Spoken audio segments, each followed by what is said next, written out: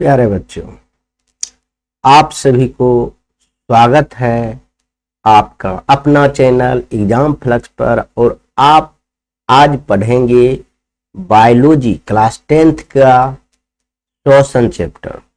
ऐसे तो एनसीईआरटी में यह चैप्टर आपका नहीं है, पोषण के अंतर्गत आता है, लेकिन भारती भवन इसको अलग अलग करके बताया गया है, इसलिए हम आपका यह चैप्टर 2 नाम दिया।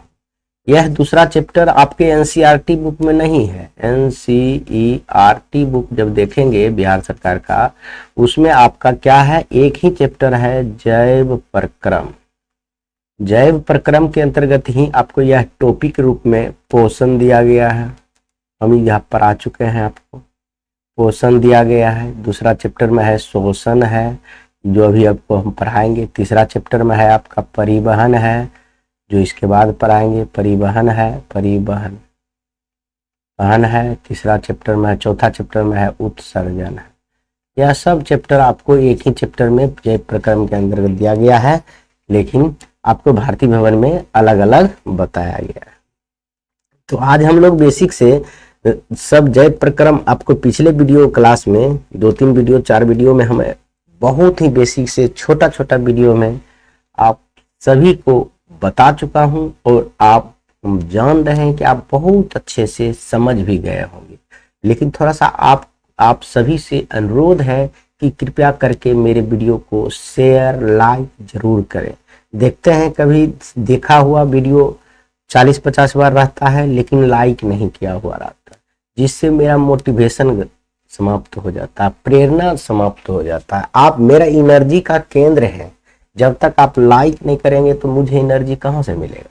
अगर आप चाहते हैं कि आप सर पढ़ाइए, तो मुझे एनर्जी तो चाहिए। आप बिना खाना खाए हुए आपको एनर्जी मिलेगा? नहीं मिलेगा। लेकिन वह चीज हम आज आपको पढ़ाएंगे भी, और हम अपने लिए भी थोड़ा आपको रिक्वेस्ट करते हैं, अपने दोस्तों में शेयर किया कीजिए। जिसको भी जो तकलीफ हो, यह देख के वह अपना तकलीफ दूर कर सकता है, और यहाँ से आप टॉपर की श्रेणी में आ सकते हैं। ऐसा नहीं है कि टॉपर की श्रेणी में नहीं आइएगा। हम टोटल किताब, चाहे आपको मैथ हो, चाहे बायो हो, चाहे इतिहास हो, चाहे भूगोल हो, 1 by 1 चैप्टर, सारा चैप्टर का वीडियो प्ले लिस्ट में अवेलेबल होगा दिसंबर आने तक। अभी मात्र मैंने मैथ का प्लेलिस्ट बनाया है 2026 के बच्चे के लिए, फिजिक्स का बनाया है जो कि 2 चैप्टर हो गया, मैथ का बनाया है जो कि 3, 4, चौथा चैप्टर चल रहा है, अभी द्विघात समीकरण इसमें चल रहा है आपको। और उसके बाद बायो का बनाया है, जिसमें आपका पहला चैप्टर समाप्त हो गया, यह दूसरा चैप्टर है। समझ गए? इसी प्रकार आपको हम टोटल चीज, यहाँ तक कि संस्कृत भी नहीं छोड़ेंगे। यह जो कहिएगा संस्कृत छोड़ेंगे, नहीं छोड़ेंगे, पूरा बेसिक से पढ़ाएंगे। अब देरी ना करते हुए हम लोग अपना चैप्टर की ओर आते हैं। और आपका पहला चैप्टर है, दूसरा चैप्टर है श्वसन। श्वसन के बारे में आप पहले से जानते हैं। श्वसन क्या है? आप सांस जिसको कहते हैं, सांस लेना, वही को हम श्वसन कहते हैं। सांस में हम क्या करते हैं, ऑक्सीजन अंदर लेते हैं अपने शरीर के अंदर, और कार्बन डाइऑक्साइड बाहर निकालते हैं, उसी को हम क्या कहते हैं, श्वसन कहते हैं। लेकिन थोड़ा सा अलग परिभाषा देंगे, सुंदर परिभाषा देंगे कि हम वायुमंडल, हवा कहाँ से ऑक्सीजन आता है। देखिए, हम श्वसन की अगर परिभाषा चैप्टर है तो श्वसन की परिभाषा देंगे ना, हम लिखेंगे वायुमंडल में, मतलब वातावरण में, वायुमंडल में उपस्थित, क्या लिखेंगे, वायुमंडल में उपस्थित ऑक्सीजन, ऑक्सीजन जिसको आप O2 भी कहते हैं, और ऑक्सीजन, वायुमंडल में उपस्थित ऑक्सीजन हम हमारे शरीर, हम अपने समय, देखो, वायुमंडल में उपस्थित ऑक्सीजन को ग्रहण करना, ऐसे डायरेक्ट लिख दीजिएगा, उतना काहे लिखिएगा। वायुमंडल में उपस्थित ऑक्सीजन को ग्रहण करना तथा CO2 को शरीर से बाहर या उत्सर्जन या निष्कासन, उत्सर्जन या निष्कासन करना ही श्वसन कहलाता है। श्वसन कहलाता है। तो अब तो यह बहुत अच्छा से समझ में आ गया होगा कि श्वसन किसे कहते हैं। बाहर में जो ऑक्सीजन हम लेते हैं और इसको अंदर नाक से हम ऑक्सीजन लेते हैं, अपने शरीर के अंदर डालते हैं और फिर उधर से कार्बन डाइऑक्साइड निकलता है, तो उसी को हम श्वसन कहते हैं, उसी को हम कहते हैं सांस लेना कहते हैं। लेकिन आपको थोड़ा सा यह जान के अजूबा होगा कि मशीन कौन सा लगा हुआ है हमारे शरीर में जो हम लेते हैं ऑक्सीजन लेकिन बन जाता है कार्बन डाइऑक्साइड। इसमें आप कुछ सोचने के मजबूर कर दिया होगा। जैसे हम आपको बोले हैं कि ऑक्सीजन आप अंदर ग्रहण करते हैं, कार्बन डाइऑक्साइड आप बाहर निकालते हैं, तो इसमें आप थोड़ा सा सोच रहे होंगे कि सर क्या बता रहे हैं, अंदर जाकर कार्बन डाइऑक्साइड कैसे होता है। CO2 का मतलब कार्बन डाइऑक्साइड होता है। यह बच्चे आप लोग याद रखिएगा, आप कॉपी में यहाँ लिख सकते हैं अंडर ब्रैकेट में कार्बन डाइऑक्साइड, समझ गए। यह आप लिखते रहिएगा धीरे धीरे, तब आपको समझ में आते रहेगा, केमिस्ट्री में भी आसान हो जाएगा, समझ गए। तो आपको हम अब बताने वाले हैं कि आपका ऑक्सीजन जो अंदर जाता है और उसके बाद उधर से कार्बन डाइऑक्साइड कैसे बन जाता है, आपके शरीर में कौन सा ऐसा मशीन लगा हुआ है। तो हम आपको बहुत ही सुंदर से बताएंगे। आप पहले यह जानिए कि भोजन जब करते हैं भोजन जब आप करते हैं तो आपका भोजन पचने के बाद, हम पाचन क्रिया बता चुके हैं, पचने के बाद वह ग्लूकोज के रूप में आपकी सारी कोशिका के पास पहुंच जाता है। ग्लूकोज के रूप में, मंड के रूप में, कार्बोहाइड्रेट जिसको कहते हैं, उस रूप में पूरे कोशिका यानी पूरे शरीर के पास पहुंच जाता है। अब देखिए ग्लूकोज का सूत्र आपको याद रखना होगा।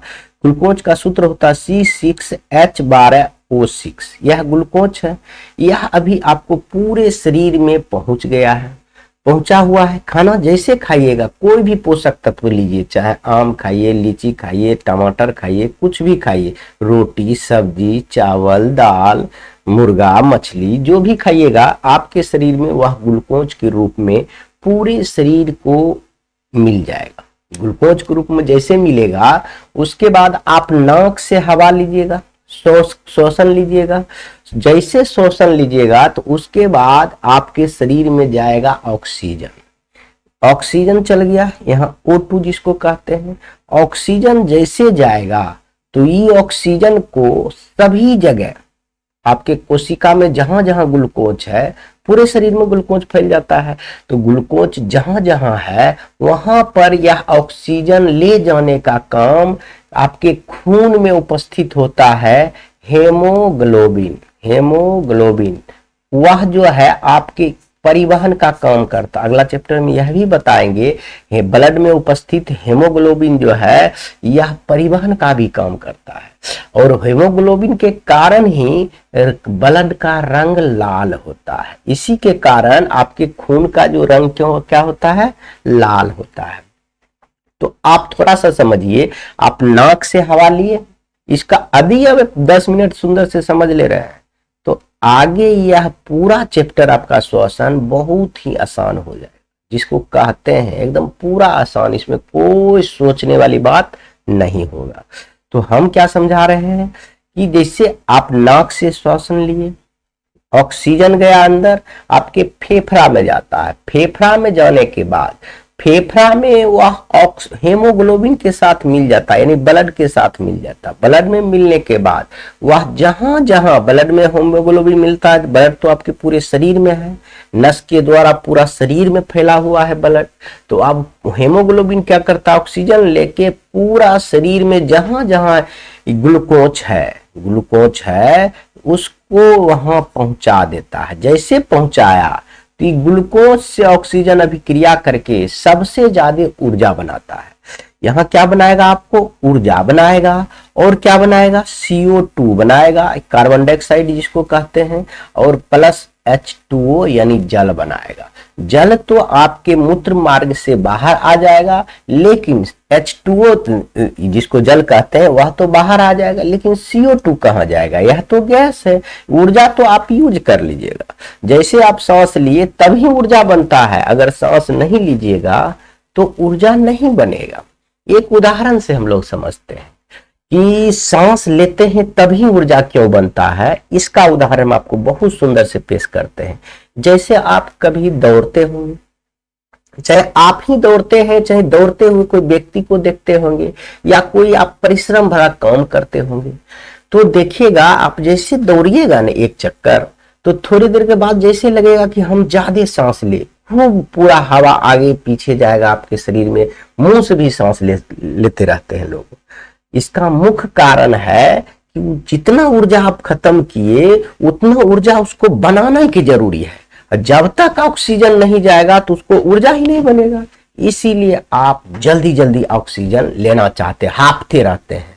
जब आप जाइएगा दौड़ने के लिए, अगर नहीं दौड़े हैं तो आप एक बार दौड़ लीजिएगा, आराम से आपको समझ में आ जाएगा। तो आपको अभी तक में यह समझ में आया होगा, हम सांस लेते हैं तभी ऊर्जा बनता है। और यह भी समझ में आया कि ग्लूकोज जो है, जब भोजन हम लेते हैं, यानी कोई भी पोषक तत्व, कोई भी विटामिन, मिनरल, खनिज जो हम अपने भोजन के अंदर लेते हैं, तो मुझे क्या मिलता है? ग्लूकोज मिलता है। वह ग्लूकोज पूरी कोशिका में जमा रहता है, और जब नाक से हम सांस लेते हैं तभी हमारी ऊर्जा बनता है। अब ऊर्जा बनने के बाद यह तो बन गया, यह तो बन गया, यह बनने के बाद कार्बन डाइऑक्साइड बन गया। अब तो कार्बन डाइऑक्साइड का कोई काम नहीं है, तो फिर यह कार्बन डाइऑक्साइड क्या होगा? हेमोग्लोबिन में, खून में मिल जाएगा, और फिर ये आपके फेफड़ा तक पहुंच जाएगा, और फेफड़ा आपका बाहर नाक के द्वारा निकाल देगा।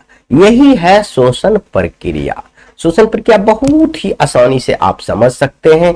आपका जैसे नाक से हवा लिए, अभी हम पढ़ाएंगे, आगे पढ़ाएंगे शोषण तंत्र, मतलब जितना भी शोषण तंत्र का सचित्र वर्णन करके बताएंगे, उसका डिटेल्स में बताएंगे, उसका फिगर भी दिखाएंगे, एकदम आराम से समझाएंगे। समझ गए?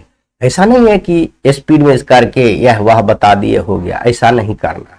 देखिए, स्पीड में अगर समझिएगा तो रट्टा मारना हो, आपकी समझदारी में विकसित नहीं होगा। यदि समझदारी में विकसित करना है तो आप प्रेम से पढ़िए, धीरे धीरे पढ़िए, समझ समझ के पढ़िए, तभी आप अच्छे कर सकते हैं। तब अभी तक आपको आराम से समझ में आया होगा शोषण क्या है, शोषण क्यों होता है, शोषण किस लिए होता है। तो इसी पर आगे भी बताएंगे और अभी भी बताते हैं। एक क्वेश्चन पूछा जाता है, थोड़ा सा सुनिए। एक क्वेश्चन पूछा जाता है कि खिलाड़ी के पैर हाथ में क्यों दर्द करने लगता है। जो खिलाड़ी, जैसे क्वेश्चन लिख लेते हैं, खिलाड़ियों को पैर हाथ में दर्द क्यों होने लगता है। इस सवाल का जवाब में आप इसी चैप्टर से दे सकते हैं। देखिए, हम आपको बताते हैं, जब आप भोजन खाते हैं तो वो देखिए उसमें ग्लूकोज के रूप में जमा हो जाता है। ग्लूकोज के रूप में पूरे कोशिका को मिल गया, C6H12O6 मिल गया। और जैसे आप सांस लेते हैं तब आपको ऊर्जा बनता है, प्लस CO2 बनता है, प्लस जल बनता है। तो देखिए, जैसे यह प्रक्रिया होता है तो ठीक है, लेकिन आप जैसे खिलाड़ी को क्या होता है, घुटना को उसको बहुत बार ऐसे ऐसे हिलाना पड़ता है, हाथ को बहुत बार हिलाना पड़ता है, तो वहां तो ऊर्जा की ज्यादा जरूरी है। लेकिन आपका क्या होता है, आपको नहीं होगा। इसमें इसको समझने के लिए आप अपने से समझिए। आप आज दौड़ने की कोशिश कीजिएगा, दौड़िएगा और दौड़ के छोड़ दीजिएगा। दौड़िएगा, पहला दिन आप दौड़िएगा ना, आपको शरीर को यह पता नहीं है कि इस आपको कहाँ ज्यादा एनर्जी की जरूरी है। हीमोग्लोबिन का ई ऑक्सीजन ढोने का काम कौन करता है? हेमोग्लोबिन करता है, जो खून में उपस्थित होता है। यह आपके ऑक्सीजन को ढोने का काम करता है। तो यह बेचारा को पता रहेगा तब न कि वहां ऑक्सीजन ज्यादा देना है। लेकिन आप जैसे दौड़िएगा, खूब स्पीड से दौड़िएगा, अब आपके घुटना को, हाथ को ज्यादा एनर्जी चाहिए, ज्यादा ऊर्जा चाहिए। अब ऊर्जा के लिए तो ऑक्सीजन चाहिए। देखिए, हम बताए बिना ऑक्सीजन को ऊर्जा नहीं बनेगा। ग्लूकोज है लेकिन ऊर्जा नहीं बनेगा। लेकिन आपको घुटना क्या करेगा, या हीमोग्लोबिन आपको क्या करेगा, ऑक्सीजन नहीं पहुंचाएगा, तो आपका घुटना बाध्य होकर वह क्या करेगा, ऑक्सीजन के अनुपस्थिति में अपना ऊर्जा बना लेगा। क्या करेगा, नहीं आएगा तो हम अपने ऊर्जा बना लेते हैं। अब ऊर्जा जैसे बना लेगा बिना ऑक्सीजन की उपस्थिति में, तो आपके घुटना में, हाथ में वहां लैक्टिक अम्ल जमा हो जाएगा, जिसके कारण वह दर्द होता है। तो आप लिख सकते हैं, खिलाड़ियों के पैर हाथ में दर्द क्यों होने लगता है? इसका मुख्य कारण है कि ऑक्सीजन के अनुपस्थिति में ऊर्जा बनाना। इसका मुख्य कारण क्या है? ऑक्सीजन की उपस्थिति में ऊर्जा बनाना। तो आप कहिएगा कि सर 3-4 दिन दौड़ते हैं तो ठीक कैसे हो जाता है? देखिए, इसका भी रीजन है। आप जब आज दौड़े तो आपको दर्द हो गया, तो दूसरा दिन दौड़े तो थोड़ा सा दर्द होगा, तीसरा दिन दौड़े तो वह उससे कम होगा, ऐसे 5-7 दिन दौड़िएगा, देखिएगा हम दर्द ही नहीं होगा। इसका मुख्य कारण है आपको हेमोग्लोबिन, आपको कोशिका को मालूम पड़ गया कि इसको शरीर के ज्यादा आवश्यकता है, इसको शरीर के किस अंग की ज्यादा आवश्यकता है, वहां ऊर्जा बनाने के लिए ऑक्सीजन भेज दिया जाता है। अब एकाएक कोई काम कीजिएगा तो आपको उसको कैसे पता चलेगा? नहीं पता चलेगा, इससे वह दर्द होने लगता है। अब हम उम्मीद करते हैं कि आप लोग बहुत ही अच्छा से समझ गए होंगे। अब यह भी पढ़ेंगे, और शोषण जो है 2 प्रकार का होता है, एगो ऑक्सीशोषण, एगो अनॉक्सीशोषण। हम नोट बनाए हुए हैं, वह नोट में हम जाते हैं और आपको बहुत ही सुंदर से नोट के बारे में, नोट को आपको बताते हैं। देखिए, हम नोट बनाए हुए हैं, चैप्टर 2 शोषण, समझ गए? देखिए, शोषण क्या है हम अभी तुरंत आपको बताए, फिर से एक बार समझिए, भूलने का नहीं है, एकदम सुंदर से पढ़िए, आराम से याद रहेगा। वायुमंडल में से ऑक्सीजन यानी O2, हम बताए थे, वायुमंडल से ऑक्सीजन को शरीर की कोशिका तक पहुंचाना यानी शरीर के अंदर लेना, तथा शरीर के अंदर से निर्मित CO2, कैसे CO2 बन रहा है, जिसको हम कार्बन डाइऑक्साइड कहते हैं, यहां भी अंडर ब्रैकेट होगा, कार्बन डाइऑक्साइड कहते हैं, को शरीर से बाहर निकालने की प्रक्रिया को हम क्या कहते हैं? शोषण कहते हैं। कितना आसान है। देखिए, शोषण एक उपपचय मंद दहन का उदाहरण है, जिसमें लगातार जैव ऊर्जा का खपत होते रहता है। यह समीकरण हम आपको लिखकर कई बार बता दिए हैं, यह आप समझ लीजिए। यह ऊर्जा लिखल है, यह ऊर्जा लिखा हुआ, यह देखिए H2O ये सब नीचे में होता है, CO2 नीचे होता है, ये भी O2 नीचे होता है। हम पहले बता चुके हैं, इसलिए इस पर आप ध्यान नहीं देंगे, समझ गए? यह थोड़ा सा लिखावट में थोड़ा नीचे ऊपर नहीं किया गया है, टाइपिंग मिस्टेक है, इसके लिए आपको ध्यान नहीं देना, क्योंकि आपको पहले बता चुका हूं। आगे आइए, आगे हम अभी भी बताए हैं कि शोषण मुख्यतः 2 प्रकार के होते हैं। कौन कौन होता है? एक ऑक्सीशोषण, एक होता है वो ऑक्सीशोषण का दूसरा नाम है वायवीय शोषण। एक होता, देखिए, ऑक्सीशोषण क्या नाम से पता चल रहा है, जो ऑक्सीजन के उपस्थिति में संपन्न होने वाली क्रिया को क्या कहते हैं? ऑक्सीशोषण। मतलब जहां ऑक्सीजन के साथ आपको ऊर्जा प्राप्त करेगा उसे ऑक्सीशोषण कहेंगे, और अनऑक्सीशोषण कहेंगे जहां ऑक्सीजन के अनुपस्थिति में संपन्न होगी वह क्रिया, ऊर्जा बनेगा, उसे अनऑक्सीशोषण कहेंगे। तो इसका दूसरा नाम भी है, ऑक्सीशोषण का दूसरा नाम क्या है? वायवीय, मतलब वायु के उपस्थिति में संपन्न होने वाली वायवीय शोषण। ये अनऑक्सीशोषण का दूसरा नाम है अवायवीय शोषण, यानी वायु के अनुपस्थिति में संपन्न होने वाली। बस इतना ही है, तो समझ में आ गया होगा आपको ऑक्सीशोषण, अनऑक्सीशोषण क्या है। ऑक्सीशोषण क्या है? वायु की उपस्थिति में होने वाली, संपन्न होने वाली और क्रिया को क्या कहते हैं? ऑक्सीशोषण। अब वायु की अनुपस्थिति में होने वाली, संपन्न होने वाली क्रिया को क्या कहते हैं? अनऑक्सीशोषण कहते हैं। इसका दूसरा नाम क्या है? अवायवीय शोषण। इसका वायवीय, क्योंकि वायु की उपस्थिति में होता है तो वायवीय, अब वायु की अनुपस्थिति में होता है तो अवायवीय शोषण कहते हैं। इतना बात अगर समझ में आ गया है तो देखिए, यह शोषण जो होता है ना बड़े जीवधारी में होता है। ऑक्सीशोषण बड़े जीवधारियों में होता है, लेकिन यह सब छोटे छोटे सूक्ष्म जीवधारियों में होता है। सूक्ष्म जीवधारियों में होता है। छोटे छोटे सूक्ष्म जीवधारियों में क्या होता है? ऑक्सीजन की अनुपस्थिति में ही ऊर्जा बना लेता है, शोषण कर लेता है। आपको यह समझ में आ गया है शोषण क्या है? वायुमंडल से, एक बार और बता रहे हैं, सुनिए ध्यान से, वायुमंडल से ऑक्सीजन को ग्रहण करना एवं अपने शरीर के सभी कोशिकाओं से जो अवशिष्ट पदार्थ है, जिसका जरूरी नहीं है हमारे शरीर की, CO2 वह बाहर निकालने की प्रक्रिया को हम क्या कहते हैं, श्वसन कहते हैं। श्वसन मुख्यतः दो प्रकार का होता है, ऑक्सी श्वसन और अनोक्सी श्वसन। ऑक्सी श्वसन का दूसरा नाम है वायवीय श्वसन, अनोक्सी श्वसन का दूसरा नाम है अवायवीय श्वसन। ऑक्सी श्वसन कहते किसको है, जो ऑक्सीजन के उपस्थिति में संपन्न होता है ऑक्सी श्वसन, और जो ऑक्सीजन के अनुपस्थिति में संपन्न होता है उसे अनोक्सी श्वसन कहते हैं। इतना बात तो आपको बहुत अच्छा से समझ में आ गया होगा। आगे हम चलते हैं। इसको मैं और भी चीज बताए थे, क्योंकि यह परीक्षा में आपको बोर्ड मॉडल क्वेश्चन होगा कि बताइए कि ऑक्सी श्वसन और अनोक्सी श्वसन में अंतर बताइए। तीन अंतर तो हम अभी बता चुके हैं। कहिए क्या बताए हैं सर जी? पहले तो ऑक्सी श्वसन का परिभाषा लिखा दिए, दूसरा लिखिएगा ऑक्सी श्वसन का दूसरा नाम वायवीय श्वसन है, तीसरा लिखिएगा यह बड़े जीवधारियों में उत्पन्न होता है, बड़े जीवधारियों में होता है, और उसमें भी सेम चीज इसका उल्टा कर लिख दीजिएगा। अनोक्सी श्वसन में लिखिएगा ऑक्सीजन की अनुपस्थिति में संपन्न होता है, इसका दूसरा नाम अवायवीय श्वसन है, यह छोटे जीवधारियों में संपन्न होता है। बस तीन अंतर तो अभी लिखा दिए, और दो अंतर हम आगे देख लेते हैं। उसके बाद हम देखेंगे सबसे इंपॉर्टेंट जंतु में श्वसन, क्या देखेंगे, मानव में श्वसन तंत्र। उसके बाद यह चैप्टर समाप्त हो जाएगा। इतना ही श्वसन तंत्र में क्या पढ़ेंगे, इतना ही।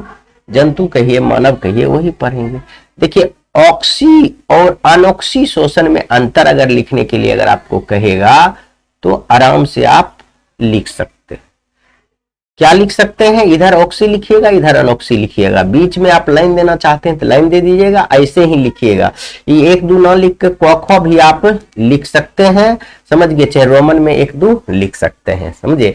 तो यहाँ लिखे हैं ऑक्सीजन के उपस्थिति में संपन्न होने वाली क्रिया को ऑक्सी श्वसन कहते हैं। यह तो परिभाषा हो गया, दोनों को परिभाषा लिख देना ही पहला अंतर होता है। यह होता है ऑक्सीजन की उपस्थिति में संपन्न होने वाली क्रिया को, यहाँ देखिए ऑक्सी श्वसन लिखल है, यहाँ लिख दीजिएगा आप अनोक्सी श्वसन लिखिएगा। क्या लिखिएगा, अनोक्सी श्वसन कहते हैं।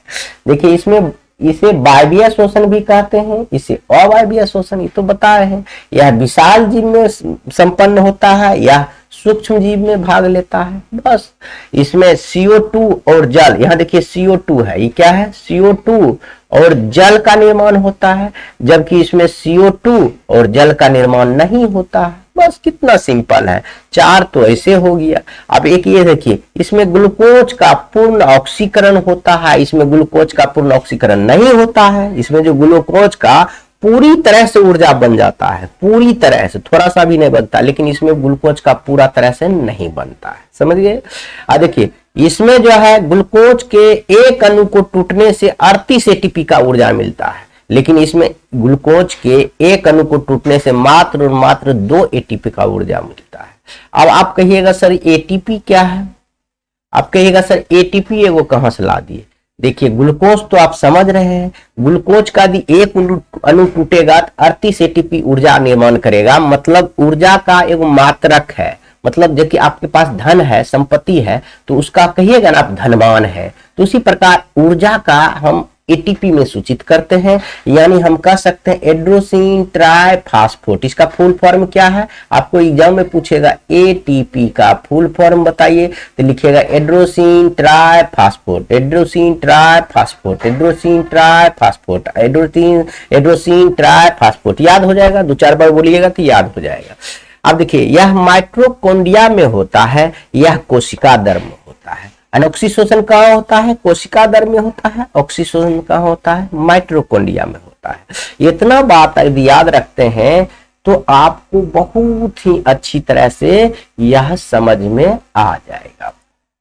अब दूसरी बात है, मानव में श्वसन क्रिया का सचित्र वर्णन करना है।